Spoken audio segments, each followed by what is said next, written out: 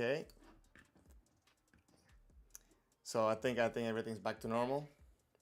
So I'm still trying to figure out the setup for the stream. So your suggestions are always welcome.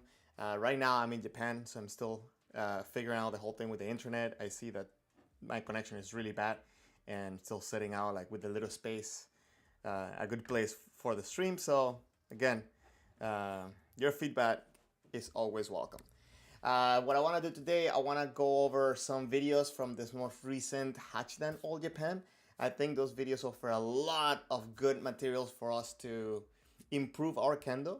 So I want to break down a couple of fights, mainly from Eiga Sensei's both brothers that they fought in this All Japan, and kind of figure out some of the things that we can implement, that we can take from their kendo and make it ours. That will be the theme for today. Let me know if you have any questions and if everything is rolling out good over here, okay? So let me just go back here. Okay, so this is the third round. Last stream we looked at, I believe it was up to the second round. And now I kind of wanted to just continue with the fights. Let me go. Let me start over, because I guess to start watching it before. Okay, let me know if the volume is good, if everything's... Oh, by the way, Rice, good morning. And Nicholas, thank you very much for passing by. I know it's close enough to morning because past midnight here, but yeah.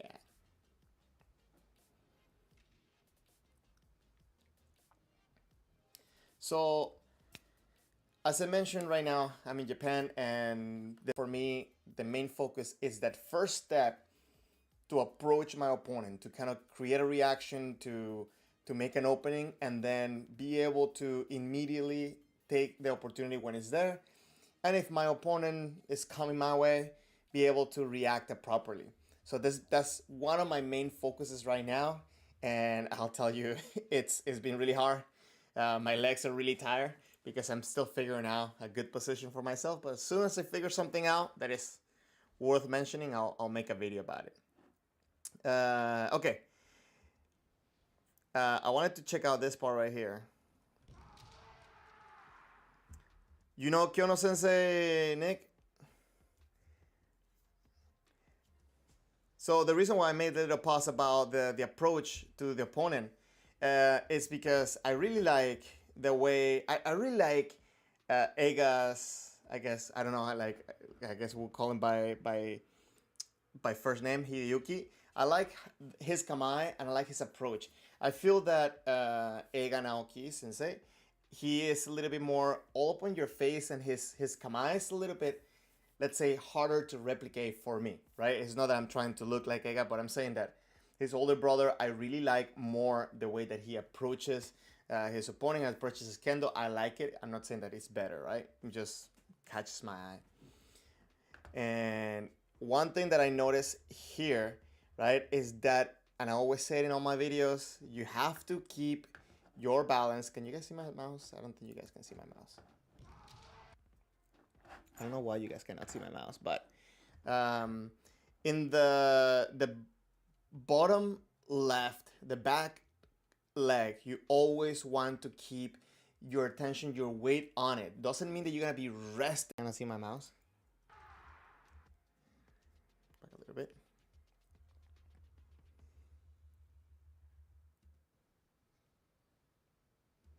Okay, so the reason why I stopped this for this part is that this is something he's kind of playing it 2 times, right? Where he uses one step to raise the sword and then another step to bring it down. But if you notice, before that engagement to calm down, he engages the back leg and he's supporting his weight on the back leg. Granted, he doesn't go fully for their technique. He had to change the timing as well because of his opponent's reaction. But again, it's a great point to keep in mind about your back leg. Galaxy, Ohio, and Nicholas, you're saying randomly stayed in a hostel that happened to be in Kyoto and Butaikai 10 years ago. Oh, that's cool. That's cool. You met him like a random occasion. That's pretty cool.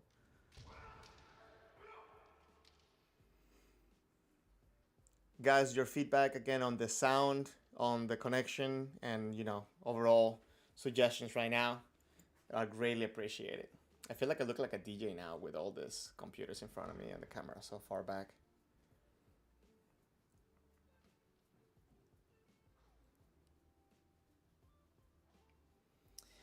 Nicholas, yes, that's a good point. That's a good observation.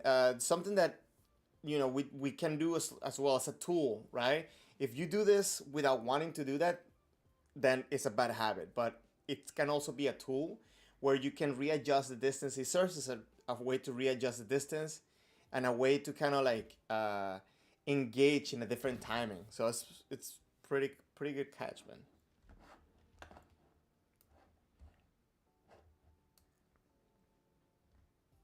Think they're impeccable, right? But they're very different. If you notice a couple of things happening here, the white, his kamae, it's a little bit more forward than Ega Sensei's, right? Like white is a little bit more forward, while red is a little bit more kind of his. Is a very slight difference on their approach.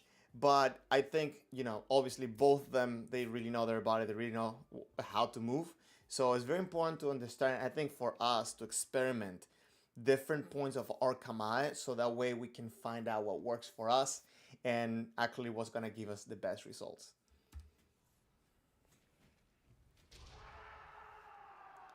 Oh, that's a very powerful. That's another thing that I'm working on for myself.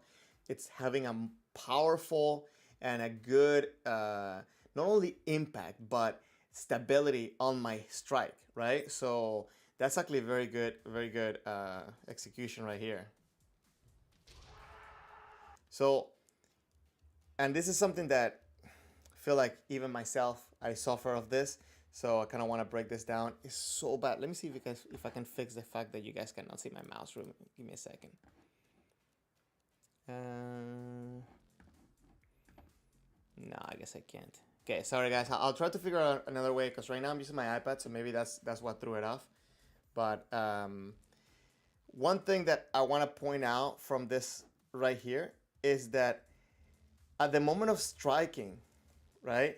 Many times you see people kind of leaning forward. I'm a victim of that as well, especially when you're trying to reach over, and it's hard to kind of regain your balance after that.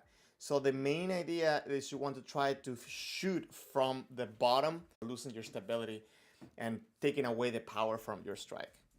Hope that makes sense. Jeswan, I'm doing well. Thank you very much. Same for you. Thank you for passing by. Really appreciate you being here.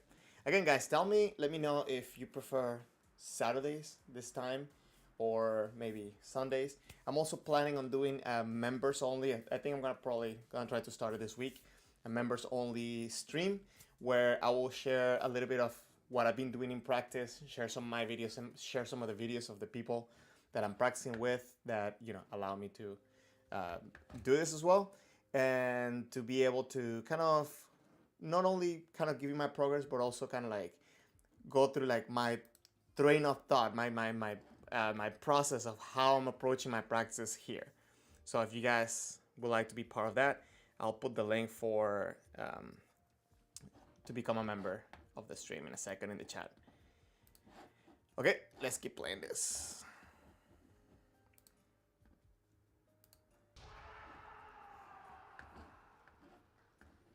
This time is better. You guys enjoy this time better. Okay. Well, definitely that's a good. Let me know.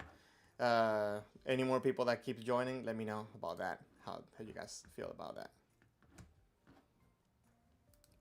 This works for me. I just came out of practice not long ago, so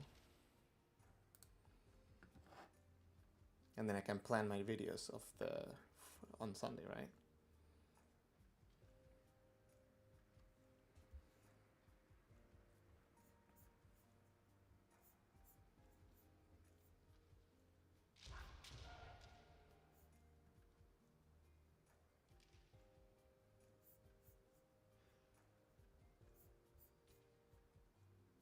For one more year.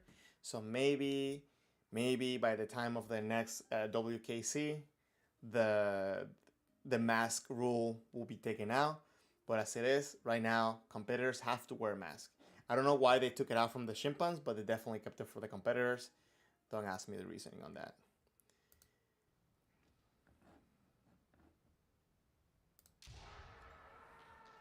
Oh, of course we have to watch that one.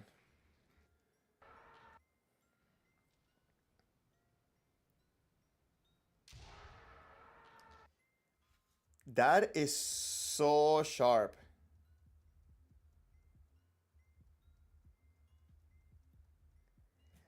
Oh, right. So, okay, so the stream got cut off. Give me 1 second. I'll go back. Let me just go over this real quick. This man right here. Uh, Wait, is it me? Did it make contact? Hold on. Oh my god, the contact is so light, right? Like not so light, but like right on the border. But again, and actually that ties on to what I'll say about shooting from the bottom or attacking from the bottom. That you get a lot of power if you watch Ega Sensei's right now. His approach, his body. Okay, let me go back. Let me go back here. Um, just make sure you guys see me. Okay, so please let me know if the if the stream gets cut off. But the many times when we're trying to be faster, when we're trying to get a little bit of an extra reach, we throw and we kind of throw. They keep where your back heel, right? Because if you have it too high, then there's really not much you can really ground yourself and put yourself into a technique. But instead, if you keep your heel down and push from the back leg, it's kind of like I don't want to put the wrong image out there, but it's kind of like you're scooping on the ground and pushing yourself in.